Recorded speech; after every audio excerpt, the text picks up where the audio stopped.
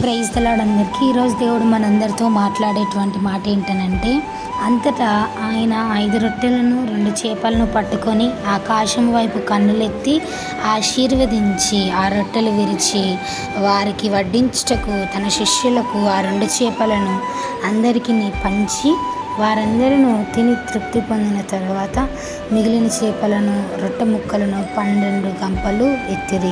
దేనికి మహిమ కలుగుగాక. మనందరికీ ఈ యొక్క వాక్యం తెలిసిందే కదండి.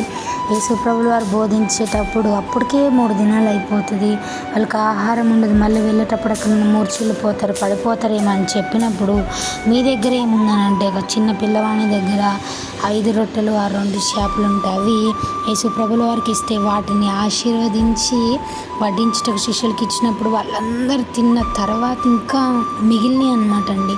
మిగిలినటువంటి చేపలను రొట్టె ముక్కలను 12 గంపలకి ఎత్తారంట. దేవునికి మహిమ కలుగుగాక. నిజంగా దేవునికి అసాధ్యమైనదంటూ ఏది లేదు. First he asked us. దేవుడు మనల్ని అడుగుతారు మన దగ్గర ఏముంది అని.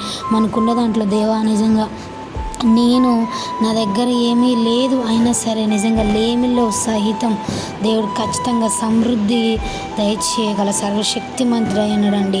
నిజంగా మన దగ్గర ఉన్నటువంటి హృదయాన్ని ఆయన ఎదుట పెట్టి ఆయనకి ఇష్టమైన వారిలాగా జీవిద్దాం. ఇట్టి వాక్యము దేవుడు దీవించునుగాక. ఆమేన్.